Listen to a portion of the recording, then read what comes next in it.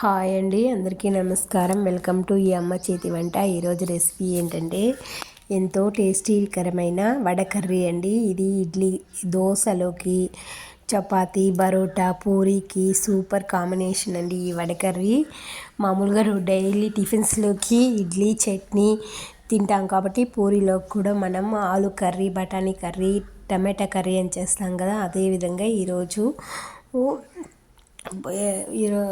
Vada curry చేసినామంటే, ఈ curry అంటే పూరీలోకి, పరోటాలోకి, చపాతీలోకి చాలా సూపర్ టేస్టీగా ఉంటుంది. మరి ఇంకెందుకు ఆలస్యం అండి, ఈ రెసిపీ ఎలా చేసుకోవాలో ఈ వీడియోలో మనం తెలుసుకుంటామండి. నేనైతే 2 గంటల ముందు అయితే పచ్చిశనగపప్పుని ఒక కప్పు, పావు కేజీ వరకు అయితే నానబెట్టి అయితే ఉంచుకున్నాను. ఆల్రెడీ ఈ పప్పు అయితే నానిపోయింది. 2-3 టైమ్స్ వాష్ చేసి అయితే ఉంచుకున్నాను.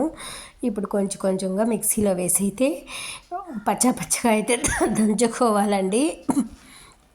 పచ్చగా దంచుకోవాలి. ఇందులో నేనైతే 2 పెద్ద పచ్చిమిర్చి వేసుకున్నాను, తెల్లగడ్డ 4 పాయలు అయితే వేసుకున్నాను, తగినంత సాల్ట్ కూడా వేసుకొని దీన్ని పచ్చగా అయితే మిక్సీ అయితే పట్టుకున్నానండి. మిక్సీ మొత్తం 2 వాయిలకు వచ్చింది. 2 వాయిలు మిక్సీ అయితే పట్టి ఉంచుకున్నాను. ప్లేట్లో ఉంచుకున్న తర్వాత ఇప్పుడు మనం ఆల్రెడీ ఆయిల్ పెట్టి పెనంలో ఆయిల్ అయితే వేడెక్కిపోయింది. ఇప్పుడు వేసేసిన తర్వాత మనం ఈ వడపిండిని చిన్న వడల్లాగా అయితే ఆయిల్ వేడెక్కిన తర్వాత బాగా వేడెక్కిన తర్వాత చిన్నవిగా అయితే గొంతు నొప్పండి, చిన్న వడల్లాగా అయితే వేసుకోవాలి. ఈ విధంగా నాకైతే 2 వాయిలకి అయితే వచ్చింది. వేసుకున్న తర్వాత నిండా బాయిల్ అవ్వాల్సిన అవసరం కూడా లేదండి. బాగా ఒక హాఫ్ బాయిల్ అయితే కూడా చాలు. వడ కొంచెం వేస్తానే తిప్పకుండా 2 నిమిషాలు తాళి తిప్పి మళ్ళీ ఇంకో పక్క 2 నిమిషాలు కాల్చుకొని తీసి పెట్టుకోవచ్చు. ఇప్పుడైతే వేసేసినాం కాబట్టి 2 నిమిషాలు తాళి బాగా కింద పిండి కదలకుండా బాగా కాలిన తర్వాత మళ్ళీ కలుపుకొని ఒకటి అట్టుకోకుండా తీసుకొని అయితే బాగా వేయించుకోవాలి. ఇప్పుడైతే మనం సిమ్లో ఆఫ్ ఫ్లేమ్లో పెట్టి కూడా అయితే వేయించుకోవచ్చు. ఫుల్గా పెడితే కూడా ఎక్కువ వేగిపోతుంది. కాబట్టి దీనికైతే మనం వడ కర్రీ కాబట్టి వడ అనేది మసాలా వడలా లేకుండా మధ్య హాఫ్ బాయిల్ చేస్తే చాలు. ఇప్పుడైతే మనకు వడ కూడా అయితే రెడీ అయిపోయింది.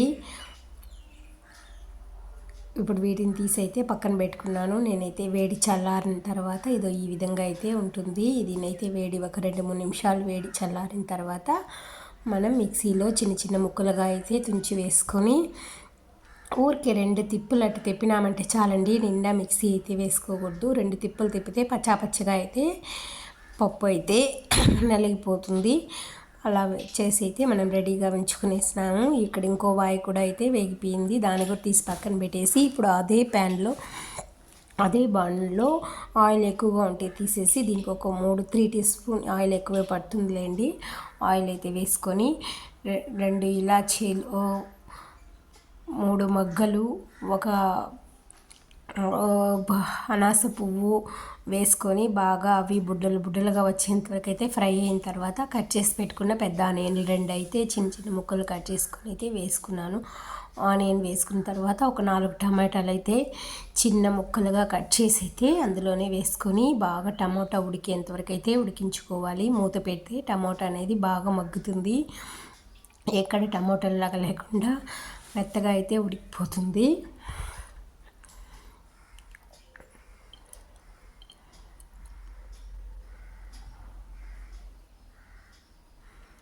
ఇప్పుడు ఆల్రెడీ టమాటా అయితే ఉడికిపోయింది కాబట్టి నేనైతే వడ కర్రీకి మిక్సింగ్ వేసినాను కదా, అది కూడా వేసేసి బాగా కలిపెట్టుకునేసి ఆల్రెడీ ఇప్పుడు మనం పప్పులో అయితే సాల్ట్ అయితే వేసుకున్నాను. దీంట్లో ఇప్పుడు ఎక్కువ సాల్ట్ వేయాల్సిన అవసరం అయితే ఉండదు.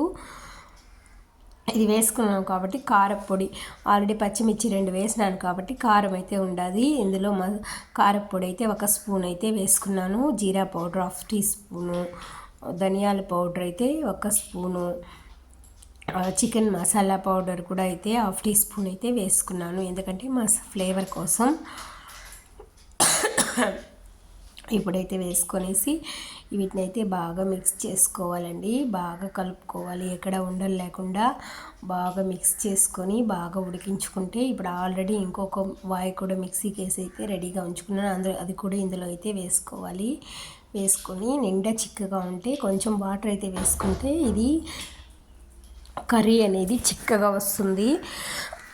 మనం ఎంత వాటర్ పోసినా కలిసిపోతుంది. కనీసం ఇది దాదాపు ఒక 10 మంది అయితే తినచ్చు ఈ కర్రీని.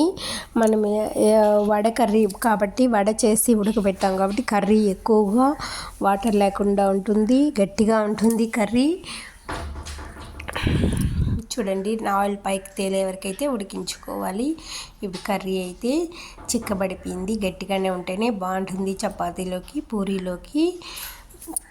కాబట్టి ఎక్కువ అయితే వాటర్ వేసుకోకుండా నేనైతే కర్రీ చిక్కగా రావడానికైతే శనగపిండి, పచ్చి శనగపప్పు రుబ్బినాం కదా, ఆ పిండి అయితే కొంచెం ఉంది, దాన్ని కూడా వేసిన టేస్ట్ అయితే బాగుంటుందని బాగా ఉడికింది. ఈ వీడియో నచ్చిందంటే లైక్ చేయండి, సబ్స్క్రైబ్ చేసుకోండి. వడ కర్రీ